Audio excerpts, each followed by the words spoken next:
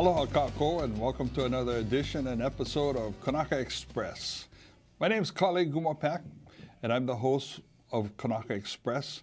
And I'm, again, very happy on doing this show tonight because I think I have the two leaders, one for Mauna and one for Haleakala. And one of them always says, no, I'm just a soldier. But don't believe that, because he is the leader.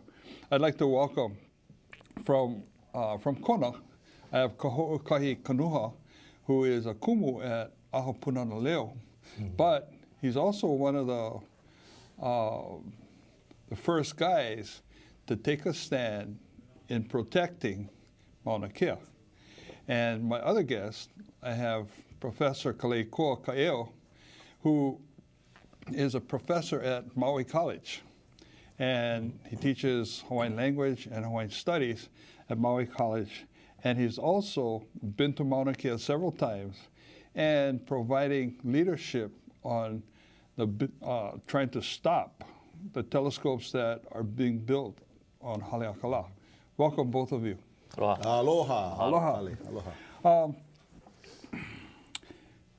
You know, Kaho okahi, what has been talked about a lot has been the youth and the young people that, I mean, have taken charge, you know, up at the mountain. What do you attribute that to, and what effect has taken place as a result? Well, the first thing I think we attribute it to is all of the efforts and all of the fights that have been that our people have taken on prior to this, whether it be Kaho'olawe, Kalama Valley, Makua, or whatever it is. We know of, to a certain extent, those struggles and what they did, and even way beyond that, back to the Ku'e petitions and in the times of Lili'u, you know, and the fact of our people standing up. And so we know of those things. So that's the first thing, is that we have examples to follow. And the second thing, I think, is a change and a shift in the consciousness of our people. And we, as younger people, 20s, early 20s, mid-20s, early 30s, have had the opportunity that many people before us did not have. Like what? Which is like what? Truth in education, Hawaiian language programs, Hawaiian studies programs that basically started in the early 80s and into the 90s. And so, again, those weren't available to people before before our time. And we were able to go through these programs, and we were provided with an education, for the most part, based on truth, and not a false history, not a revisionist history of Hawaii, but a real history. And we're able to develop these perspectives, for the most part, through our language as well, not through an English perspective, but through a perspective, through a delivery of Hawaiian language. And it's a big difference. And so when we're learning everything that we learn through our language, you develop a different perspective, and the stories that you look at, the narrative you look at, is your stories, your narrative. We're not being taught a history that's not our history. We're not being taught stories that are not our stories. And we look at our mo'olelo and the things that our kupuna did, and all of that, I believe, aligns with what we're doing right now. And that's protecting our sacred places, protecting our resources, protecting, a mountain that is our kupuna, that comes before us, and we're taking care of our kupuna. And so I think we're benefiting from the past struggles that people have gone through. We're benefiting from their triumphs that they've had, and we're just trying to continue that. And you know, like they say, "Nanai vale mo I kiala, I'm hoping my mako na poki'i." Yeah, the path has been laid before us. We just need to walk it, and so that's what we're trying to do. You know, Kalekoa, I know that you have been in several, for a long time, in, quote, the struggle for a long time. But in going up to Mauna Kea and seeing the young people that are up there, and then coming over back to your own backyard for Haleakala, what impact has that had, and what prompted you to continue this?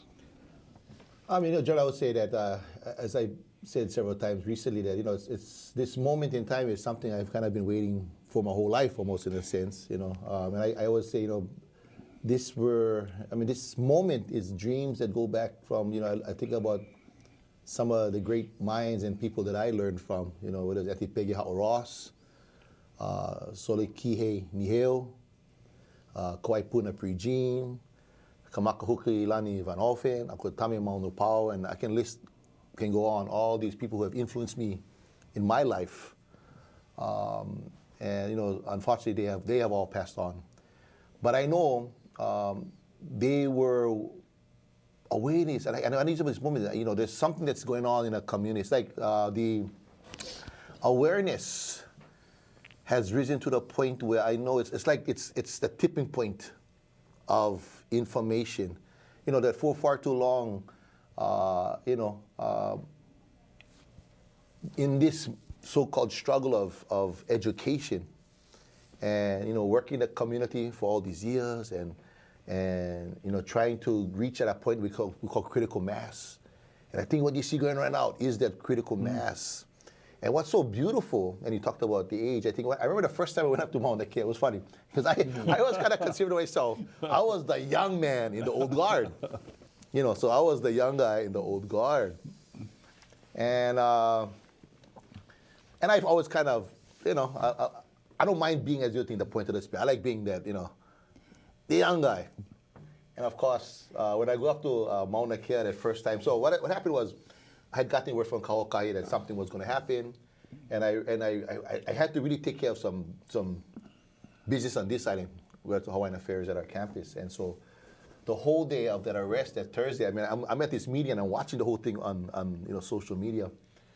And that night I called up my friend Andre. I said, okay, we got to head over. We went over, and I was expecting the next day to have more arrests. And I remember we reach up there on the mountain, park our car.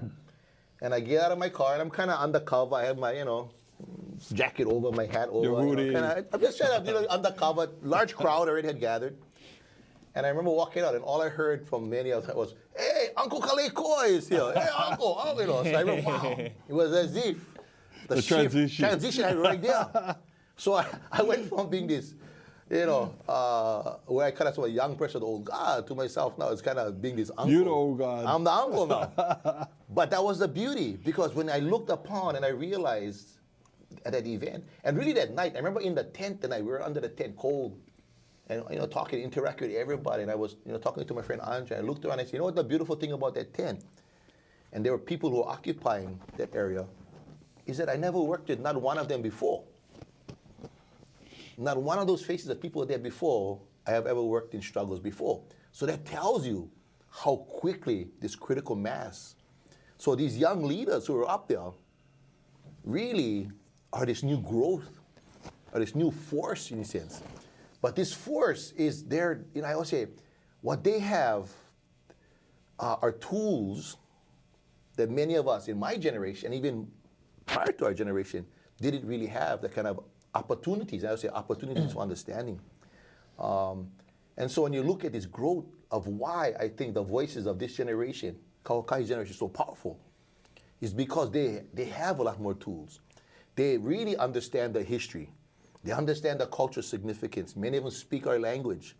And so when they come into this struggle, they're not ones trying to express themselves in Hawaiian way. They very confidently, in a very confident way, understand what it is to think in a Hawaiian way. And therefore, when they think in a Hawaiian, the ideology, their politics is that way. And then I'm going to, drop a little quote from Malcolm X, one of the great teachers you can find out there in books, of course. But, Malcolm X, has an important saying in organize. He says, the greatest mistake has been trying to organize a sleeping people. You have to first wake them up to the humanity, the heritage, and then you get action. In other words, as our cultural momentum has been building as a people, whether it's language or understanding, taking control of the educational system, as this has gone forward, automatically, once we start to think Hawaiian, see, our politics end up being Hawaiian.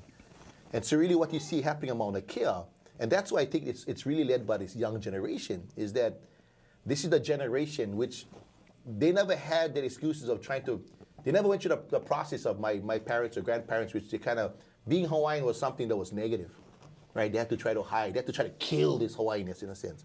My generation came along, and we were fortunate enough where we had still some of that kind of entanglements caught in our brain, but we were the ones that were still pushed to go forward and We're part embrace of the our Renaissance. Hawaiianness. Yeah. The Renaissance. But the new generation, they from the very start, There's no Renaissance. There was no. They are the Hawaiian. You Yeah. see? So I think that's what I'm trying to say. It's because, as Malcolm was saying, it's because they understand the humanity, they understand their cultural identity. It's natural for them to behave in a very. They understand the history, therefore it is very natural for them to politically think as a Hawaiian. And I think that's really is the key issue in regards to why the critical mass has been moving in this direction. If you look in our community, you see this awakening, and it's going on. And it's awakening, which I think will only get stronger and stronger. So what we see going on today is just the beginning, I think, of much more to come. And it's a domino effect because what I've seen, because of the young people up at Mauna taking the lead, getting arrested, and then all the makuahine, makukane, the kupuna sitting at home and wondering, what is it? What do they know that I don't know? Yeah. Well, I better catch up to what they know. Yeah. And so now we're starting to see people all over, all various ages now. All ages, wanting to learn. But, in doing this, I know it was just a handful of guys that were up there initially. What was your reaction when you started to see this thing just mushroom to go worldwide? What was going through your mind? It's trippy. So there's a story. Kalekoa is talking about how they came up to the mountain, and that's when everything really blew up. Was the day or two after the first arrest on April 2nd. So the first night we were there. Actually, it started on a Tuesday. We went up early in the morning because we got word machines are going up the mountain. So a group of maybe 12 to 15 of us went up the mountain. Unfortunately, we were too late. They had already gotten past the access or past the visitor center. They closed the road and they wouldn't allow us through. But we were able to get up there after. We strategized. We met. We said we're gonna come up here and we're gonna, if we need to camp out, we're gonna camp out and we're gonna stop this. And so the first night that we stayed over, which was the following night, Wednesday night, we had about 7 of us. There's only 7 of us. Not even with socks and sweaters. I mean, really just kind of at the spur of the moment, we gotta go. And didn't really think it through too much. Didn't know how long we were going for. Didn't realize what we're gonna do. It's just, we gotta go. Why was it that you had the feeling that we gotta go? What was it in you? Well, and the 6 other guys? I think it goes back for me. I mean, not only there, but it does go back to October 7th of 2000, and I think it was 13 or 14. They attempted groundbreaking and the blessing, and we stopped that. And there was a large group that stopped that as well. And so, for me, when I'm thinking, okay, if we're gonna stop the blessing, then we just made a commitment and took upon a responsibility to stop the whole thing. Because if we don't plan on stopping the whole thing, then what's the point of stopping this? If we're not gonna stop it, let them do this so that whatever this hell they're gonna do can perhaps be as pono as possible, if that's possible. But we stopped it. So at that point, we accepted a larger responsibility, a greater responsibility to stop the entire project. And after the arrest, we're doing daily site checks. And so we went up the mountain. And when we left, there was maybe 15 of us at the tent. And as we're coming back down the mountain, coming down the switchbacks, we're looking down and we're like, oh, bruh, what is all those cars doing down there? Get choked people. And we're coming down the road and we just see hundreds of people in the middle of the road, on top of the little hill, in the tent area. And it was like that. And it was a trip, really. It was on. And it continued to grow from there. But where we are now, I don't think any of us could have realistically expected that in the beginning. And it wasn't about that. It was simply about doing what we felt we had to do and what we needed to do. But the way that it's developed from then is, I think it's a great thing, not just for Mauna Kea, but and maybe not even just for Hawaiians, but for all of Hawaii, maybe for the whole world. It's a great thing to see people protecting their natural resources, protecting their culture, protecting their history, protecting their future, for nothing other than love, for nothing other than aloha aina. Well, on the internet, you see native peoples from all over the world now, that are coming in to support what's taking place up at Mauna Kea because of what you guys have done, and as a sacred mountain and as protectors. And I think this has also given them, the incentive to do the same thing in their own native lands. And when you were watching the video, of the arrest going on and in social media, what was going through your mind? Should I go back to that blessing? See, to me, I think it was important. The blessing ceremony was very important, I think, because that was a moment. And, I got to say, mahalo to Brother Lanakila, and I was watching it live, because we were going to have the whole blessing live on TV. In fact, that was, but what you saw, I think what you saw critically, and you got to put this in context, group of young Hawaiians who went up to the Mauna, and when you watch the ceremony, which is about to appear, you had all the bigwigs of Hawaii. Yeah. But not just the bigwigs of Hawaii. What you saw were representatives of all these foreign countries, from India, Canadians, Chinese, and others who were gathered. Yeah. And you saw these young Hawaiians go up there and basically confront them and say, no, we're not going to allow you guys to go ahead with this blessing. This is heva. And I remember thinking to myself, and at that moment, you just knew, it was as if they took that as you said, the first step is that is the hardest step. They had made that step, but like you said, once they made that step in a commitment, you knew the struggle was on about Mauna Kea. So it went out from we had struggled enough in the course. And that's the thing, I think one of the myths we got to realize is people try to portray this idea that somehow just recently Hawaiians got excited and only now Hawaiians are protesting and struggling against the construction of telescopes on our sacred land, and that's not true at all. And I got arrested back in 1999, the first time at UH Manoa over the UH master plan in Mauna Kea. But the issue of Mauna Kea, which had gone through the courts and hearings and so forth for years and years and years, and even, what's so struggling, even when you go through the process, the consultation process, hearings, and it doesn't matter how many Hawaiians come out and testify. It doesn't matter how much evidence you bring to demonstrate that this place is important to us. Because in the end, they go, okay, thank you very much, thank you, and we're going to do it anyway. Yeah. And what you really realize in a frustrating way is that it really doesn't matter what we say. It really doesn't matter what evidence you bring. For them, it's just this idea. As long as they came out to consult with Native Hawaiians, that's all that's needed. Because they're going to do what they're going to do anyway. But what you saw on that day, I think, was the young guys. I remember I got to take Lanakila, you hear me speak at that point, which was basically saying, no, it's not going to happen. That's it. And they helped to fold up all the chairs. Thank you very much for showing up and really let them know, I think, that the struggle was on. And I think from that point on, already in my eye, I was already waiting, watching for when the next move was going to occur. And so, as Kaho shared, on that date, especially, I think it was a Thursday, when you guys had that arrest, by that point, all of Hawaii was watching. And in fact, much of the world was watching too.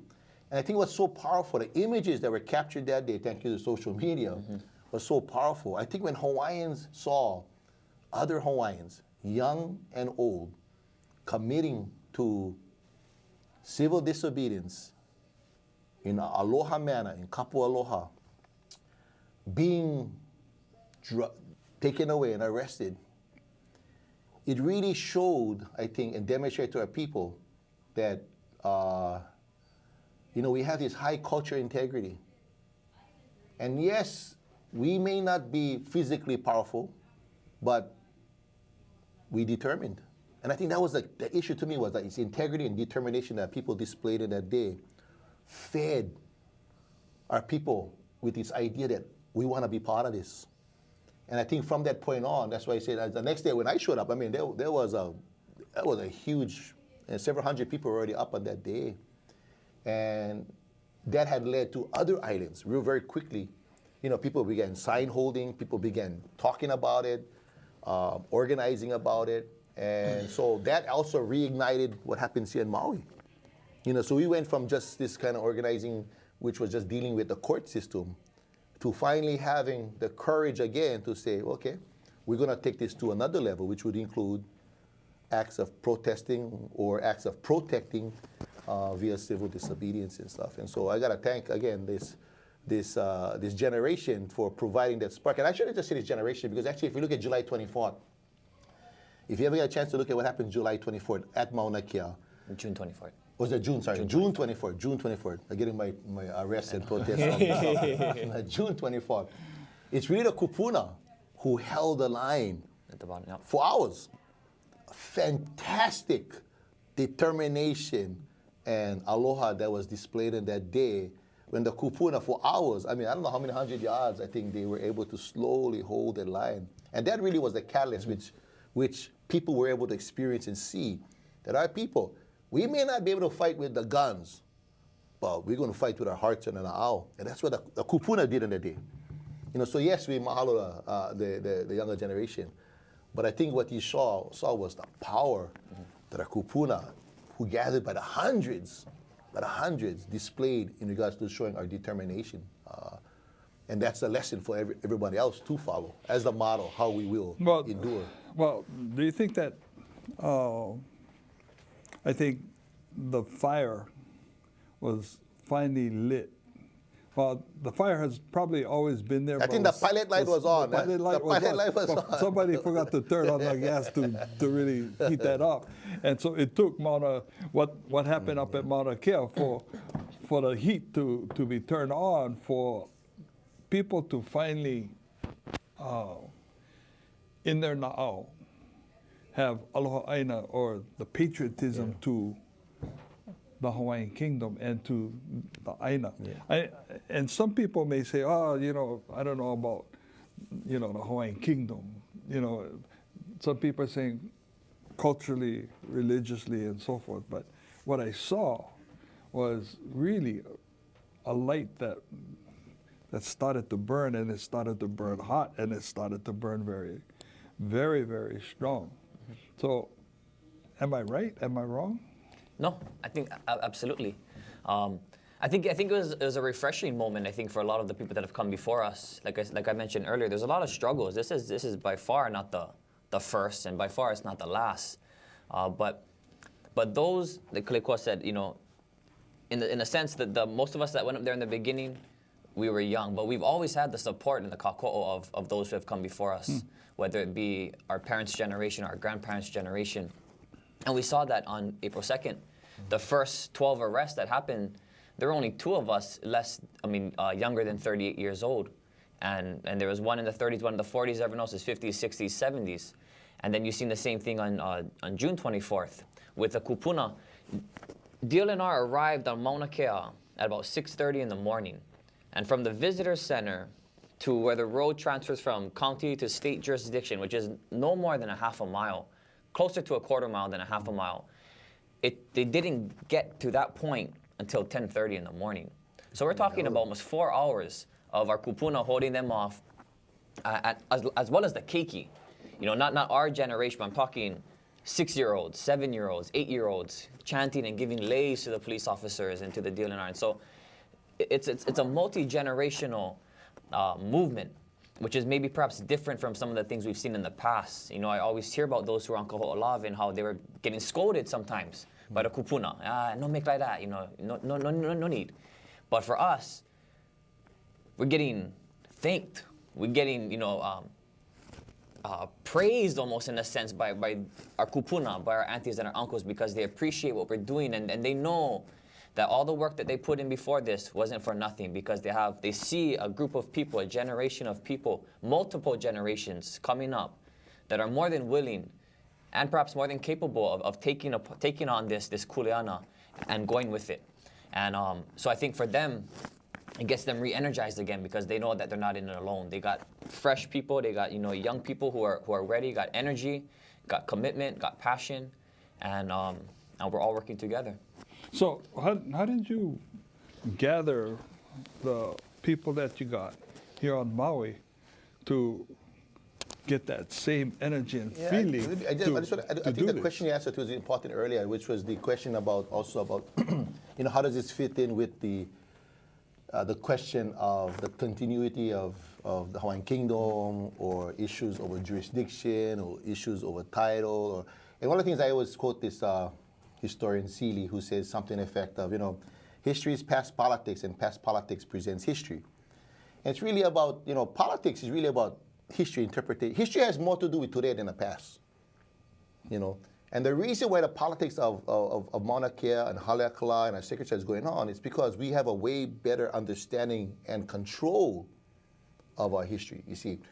And so once you understand the history of this place, and you understand, for example, that there is no treaty of annexation or no treaty of cession, that our kupuna, in fact, defeated the second annexation attempt in 1897 via the Ku'e petitions, and in fact that the United States Senate failed to ratify the treaty. These are historical facts. Once you understand that, and then now you next start to questions of title, then if you look at Mauna Kea, you look at Haleakala, well, how does the Department of Land and Natural Resources in the state of Hawaii, how does the University of Hawaii make claim to those lands? Or the U.S. National Park. On the U.S. National Parks, right. And so as you start to understand this history, then you try to connect this history, you realize, in fact, that the state of Hawaii and the University of Hawaii on Haleakala do not have a claim or do not have clear title to this is clear and very self-evident, in fact. And all you have to do, of course, is do a clear title research and really understand the history. So when I talk about places like Mauna Kea or Haleakala, I make it clear to understand that the reason why Mauna Kea and Haleakala is being desecrated is because of our inability right now to control our resources. And so the first thing I tell people to remember is that those mountains are our mountains. And that's the thing we got to first read. Those mountains are our mountains. So if telescopes should be constructed on these mountains, that's something for our people to decide.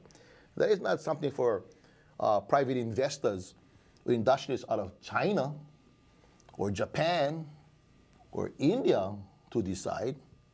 That's really for our people to decide. You see, I think that's the first step. And so when I look at the question of desecration is happening because we do not have control of our own sacred site.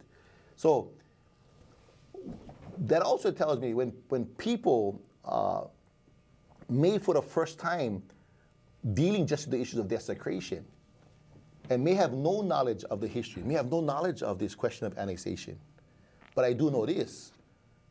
It's because of this cultural identification, because of understanding what's happening on these mountains as being desecration, it has taken those who perhaps had never looked in that direction of understanding the history and politics in the past, now are.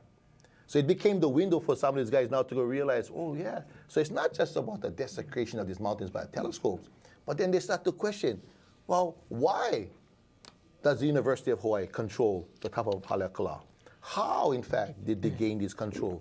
And so automatically, the history and politics now becomes part of the question. So for me, and that's why I kind of say it's through education and to provide this kind of analysis information to our people cannot help but to become politically in thinking. Once they understand the history, once they understand the cultural significance, they cannot help but start to think in the Hawaiian way politically.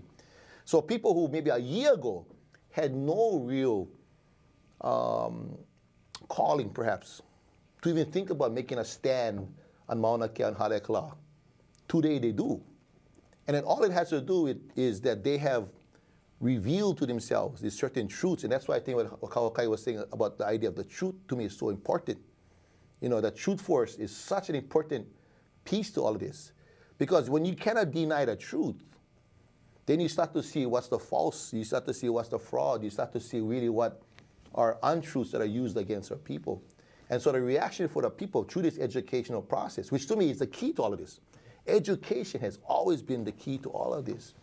People cannot help but want to act on this way, to act upon this truth, to say, hey, why should people from India and China and Japan decide for us what occurs on the mountains? And so that's why I see it as a very powerful time. And I see more and more people getting educated. I see more people now saying, hey, I am Hawaiian. I have a cultural and lineal connection to places like Mauna Kea and Harlem. How can the highest mountain in our islands not be even understood as being sacred? You know, and that's the questions I think they start to ask for themselves, and they start to see themselves in this world, in this history. So, you know, again, for me, I find that a very powerful time. I find it a very interesting time, and I think, as I said, what you're going to find are more and more people, not just Hawaiians, but even non-Hawaiians, are going to learn more and more about the history and realize. And I say, you know, this is not a Hawaiian issue. This is a human issue, and that's the thing I was putting. This is not about Hawaii. This is really about all humans having the right, a human right to protect for ourselves, you know, our own, and define for ourselves our sacred sites, and to determine for ourselves our future. This is what this issue is really about. I think one of the things that people have missed also is that for 20, 30, 40 years, when we talk about land issues, whether they were sacred sites, cultural sites, and so forth, outsiders, including developers from America, Japan, China, so forth, have been given free rein to come into Hawaii and just roll over everybody in doing this. And whether it's doing development on Oahu, where it's just totally obscene, and coming to Kauai, where you have all of these rich guys now buying up big, huge tracts of land and making it all private property, and so forth. And so they've never seen, you know, the people themselves rise up and say enough until Mauna Kea, until this took place. And so now you have the investors from the outside now running into a Hawaiian, you know, protector buzzsaw.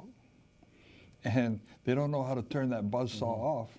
And they keep running into that buzzsaw and getting caught up, you know, on that. And again, we have to take, you're right, in terms of education, because 30, 40 years ago, we didn't know what we know today. That's for sure. You know, and then you have guys like okahi, 26, 27 years old, they weren't there. There's still a twinkle in their parents' eyes, but they weren't there to experience the struggles like you have been able to struggle. So I was laughing at him. I said, you know, I think Ken and I, we've been working together longer than you've been alive. You know, It's just I kind of joke about that. But the end result is that you now have your students now taking the lead, and you're going, whoa.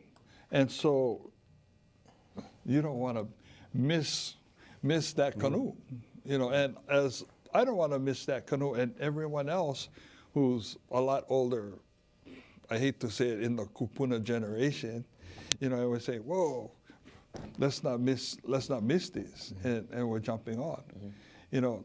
But some of the things that has taken place, the groundswell has been so quick and so fast. There's been some, you know, road bumps in the road as you guys have tried to deal with it, whether it's organization or whatever. Can you address that? Well, I think every group, without giving out any every secrets. group's going to go through bumps. Yeah? Yeah. Whether it's a group that works together on a daily basis, or it's a group that just happens to come together randomly for one day and you don't know anybody. And really, that's what we're working with. We're not working with an organized and official group. Yeah. We're simply, and this is the truth, I mean, we are individuals who really didn't know each other before this. Me and Lanakila, we met in October. In the You struggle. know? I mean, a lot Well, of you people could on have the fooled Mauna. me, bro. A lot of people on the Mauna, we met each other there. Yeah. So we all came on our own accord. We all came because our kupuna told us that we needed to go, regardless of who else was going to be there. And so when you look at what we've been able to accomplish and what we prevented them, TMT, University in the state of Hawaii, from being able to accomplish in this amount of time without being a group, without really having a defined, organized structure. Just simply, I mean, the structure is aloha aina. That's basically all it is, malama aina. And you know, again, we talk about how we were provided opportunities to learn the truth.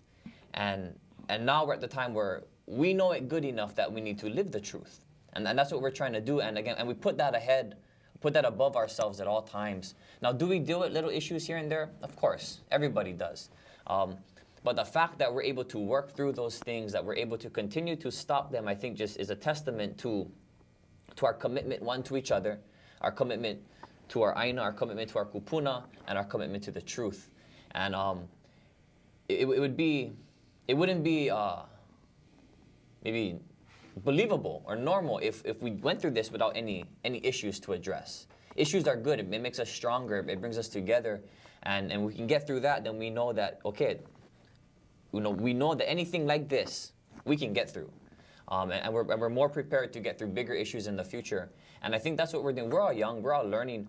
I'm not gonna pretend. I'm a rookie when it comes to this. Like Kalekoa just said, you get people that have been working on things like this longer than I've been alive. So I'm not gonna try to pretend that I've been doing this forever. I'm a rookie, and a lot of us up there are.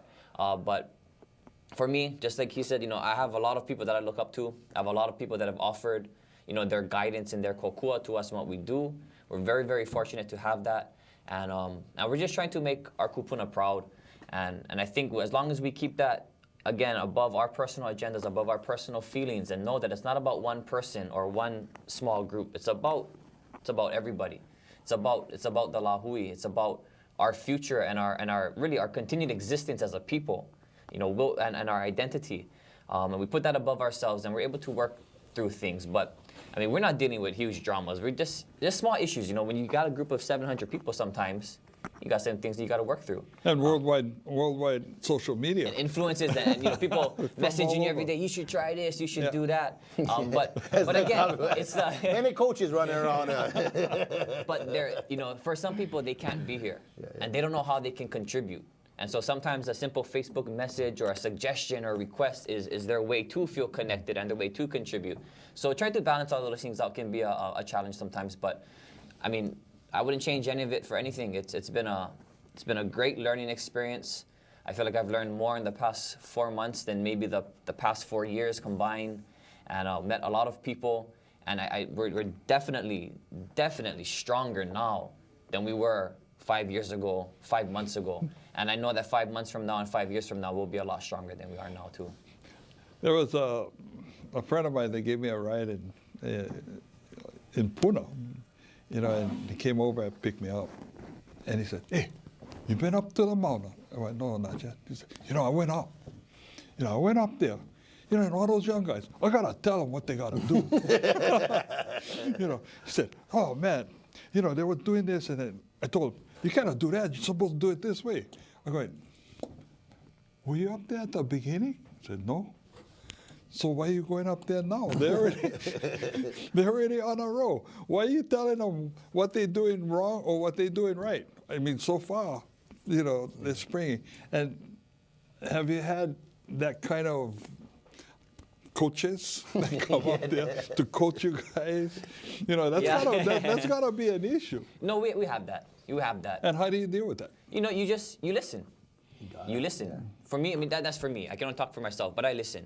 Sometimes I don't say nothing. I can talk for 4 hours you like, and I'm not gonna say nothing. I'm gonna listen. And then when you we process it, and if that's something that we can go forward with, then we will. If not, then mahalo for your mana'o.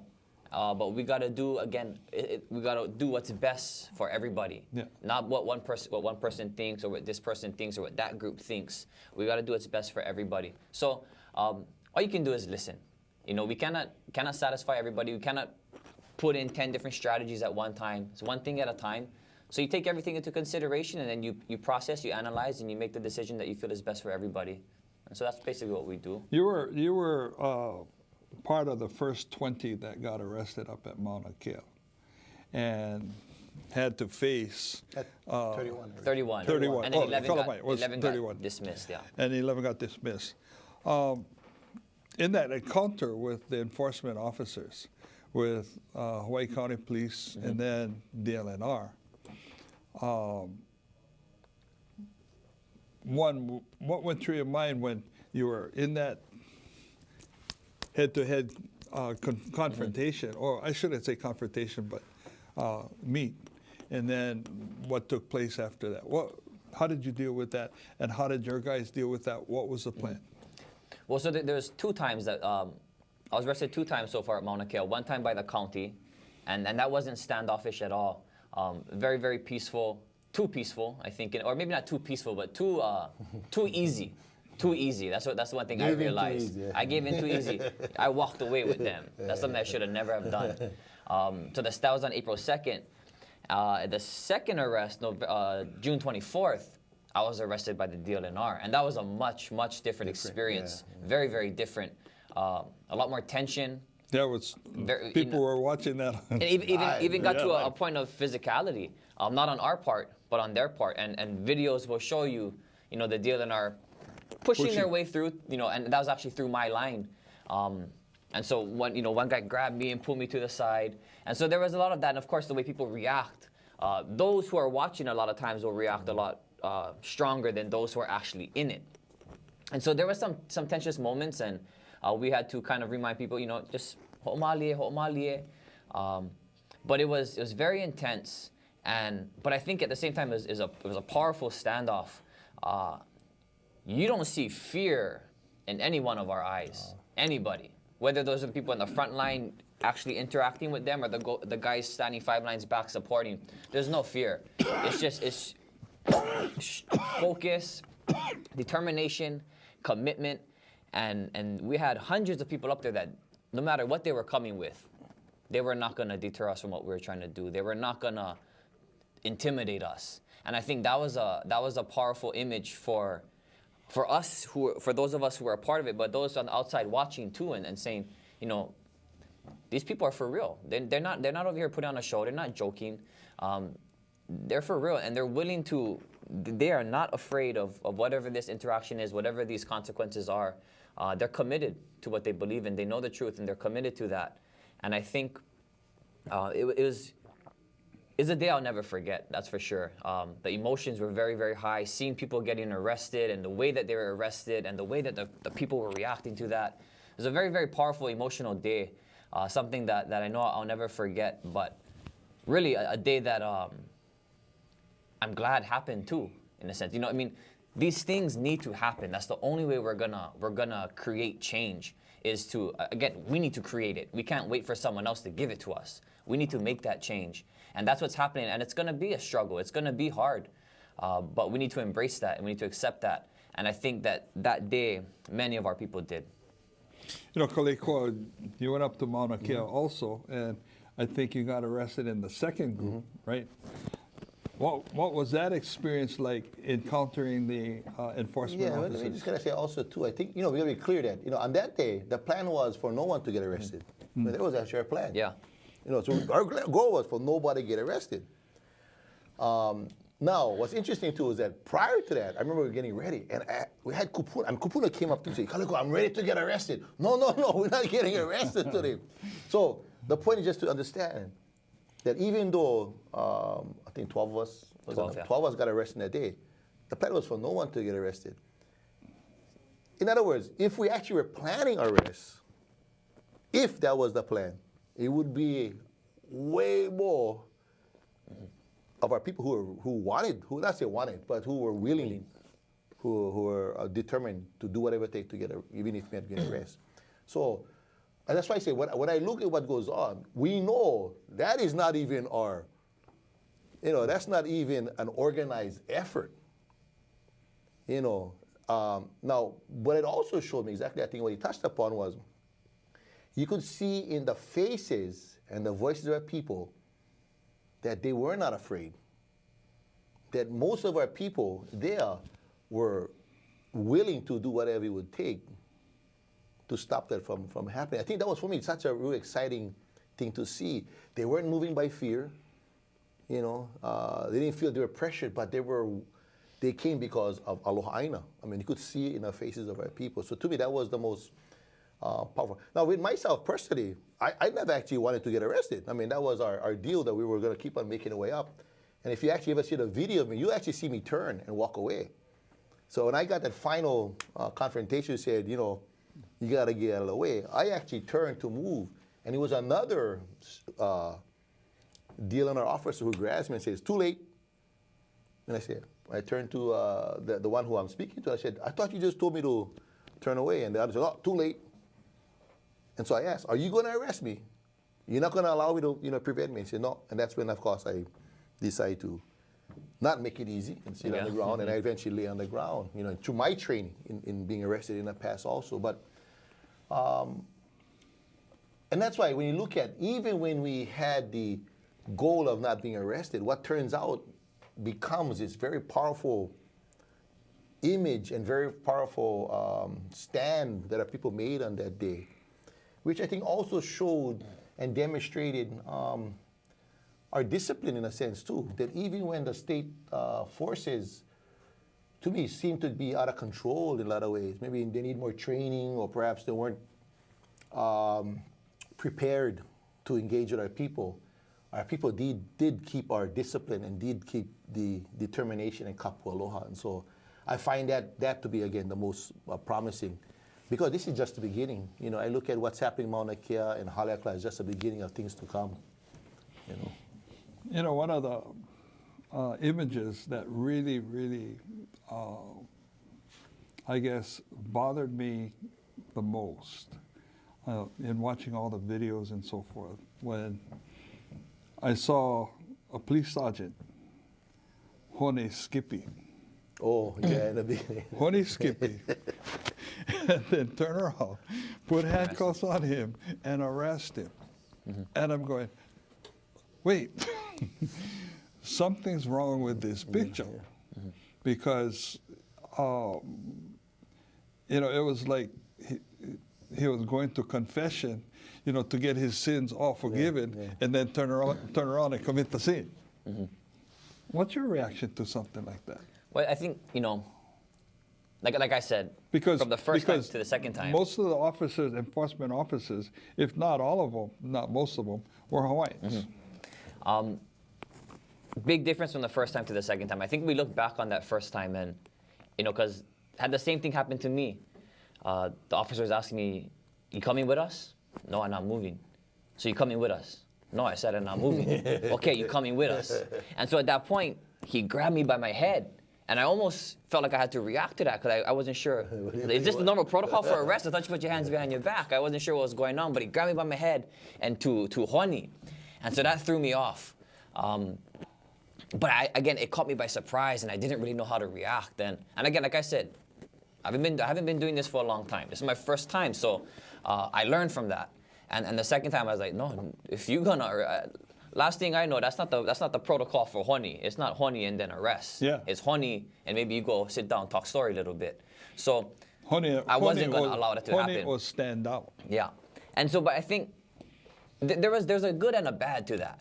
The bad is that in some senses you can look at that picture and say that we are almost allowing them to exert power over us openly and freely. We're not really resisting it. We're almost like I said, allowing it. We're engaging with them in the things that they want to do. So that's kind of maybe the bad side to it. But the positive to that is that you see police officers, in some senses, showing us respect. Yeah, they're not treating us as if we're criminals. In that case, they're showing a sense of mutual respect and maybe even a mutual understanding. Mm-hmm. They just don't feel empowered enough to act upon, the things that they understand that we understand. So there's a good and bad to it, but you didn't see any of that the second time, not in the arrest at least. Mm-hmm. But again, like you said, those people, especially when you're dealing with the hilo side and things like that, a lot of that's ohana. And a lot of them probably know Skippy. Yeah. I'm sure. Maybe they arrested him before. But I'm sure they know Skippy. But so there is a respect, and they've told us that they respect what we're doing. And on the county side, I'm not going to talk about the deal now, but on the county side, really, I think about when we talk about the kupuna taking 4 hours from the crosswalk to the state road. That had a lot to do with our people, but the honest truth is that also had a lot to do with the police officers and the way that they decided they were going to handle the situation. And so we got to show them some respect on that too. But they've told us they respect what we're doing, they understand what we're doing. Unfortunately, they're just being given orders from the top that they need to do this, and they don't feel empowered enough, perhaps they're not educated enough to act differently. You know, let's go back to, I guess July 30th when you got arrested. You had what, 200-300 people that came. Yeah, so this was the second time, and actually interesting because it lines up both days. It's interesting the commonalities with Mauna and Kea.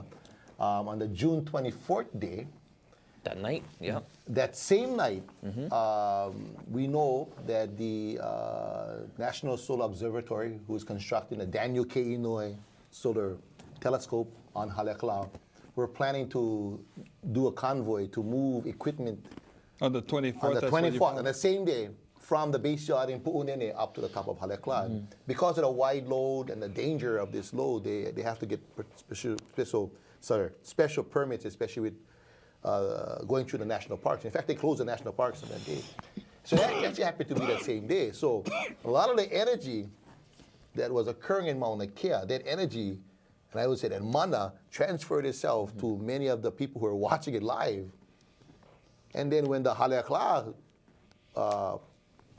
protests, which had been planned for a short while, but I think was at first it was going to be a very small bunch of people coming up to make a protest, but quickly grew to about 200 people that first day on June 24th. And they stopped that convoy from going up. Well, now we jump ahead to July 30th, July 31st, you know. And so we're preparing to engage with the convoy at Pu'unene. And this time they have 3 trucks, or 3 trucks ready to move some equipment. And, in preparation to stop this convoy, we know we had probably about at least a couple of hundred people there also, sign holding and walking through the crosswalk. But I would say this, I was amazed. I'm still kind of shocked, in fact, at the amount of force that the Maui Police Department came forward on that day to ensure, Tell people how yeah, many, to ensure how big that of a force this were they? convoy would occur. I mean, I was told by the police themselves they probably had about 50 or 60 officers at the main gate site that day. I know they had 2 or 3 rows of many of the police officers who came to ensure that that convoy would make it up. We also know, as I was told by others, that there were other groups of officers up on Kekalike and up on the mountain also. They were also prepared. So, for me, being involved in other struggles and being arrested many times in different struggles, I would say that was probably one of the strongest forces of police gatherings I've ever engaged. I had expected maybe 15 or 20 police officers to come, but they came with a lot larger force, and in fact, a lot more prepared force, which tells you something. See, it also exposes the fact, if they're coming this hard against peaceful now, I'm talking peaceful protesters, that exposes the fact that they're very fearful. So that's telling you something. If they're coming this hard, they're not coming this hard just because they can. They're preparing this hard because they're very fearful of an organized and educated Hawaiian and supportive population. And therefore, this is why at first they came with that huge numbers. And then secondly, I think what's more alarming is the prosecutor's office, of course, working in consortium with the National Solar Observatory people in their prosecution, or I would say persecution of us. Again, this is a peaceful demonstration. I myself have been arrested multiple times. The other 19 people that were arrested, I think all of them, they were the first time that they had been arrested. But yet, if you look at the charges, they were charged upon us. Multiple charges, yes. Up to 5 at one point, different charges, Yes, I including saw that. full misdemeanors. For a peaceful protest, first timers. And in fact, the bail was interesting. The prosecutors didn't just ask for bail, but they asked for double bail of the charges. I mean, again, this was not really this may look as criminal, but this wasn't a criminal expression. This is clearly First Amendment, United States Constitution right to protest, in a sense. If I'm going to use American federal law, that as people, we have a right to protest. But yet, we're already criminalized in a way and persecuted in a way as if we were like these harmful, threatening criminals in society. And so I'm kind of fearful of what this means for the future. So does this mean in the future when people, not just Hawaiians, when others out there, I'm saying this is not just a Hawaiian issue, for others out there, when they protest, Should we expect that the prosecutor's office is going to try to double charge us or multi-charge us?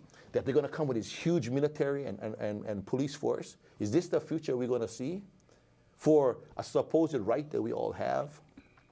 And again, the point is, I don't think bank robbers have that much police surrounding them and being looked at that way.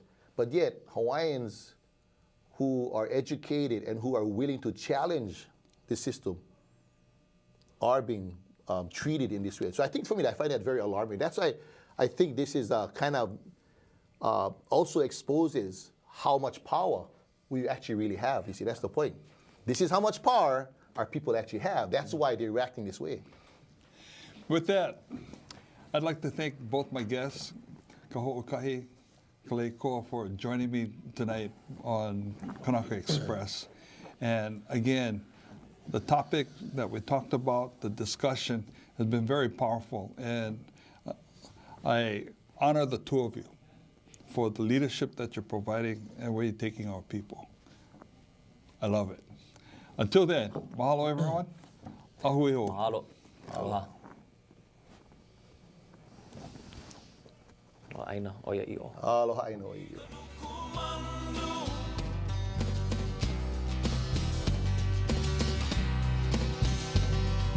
Hey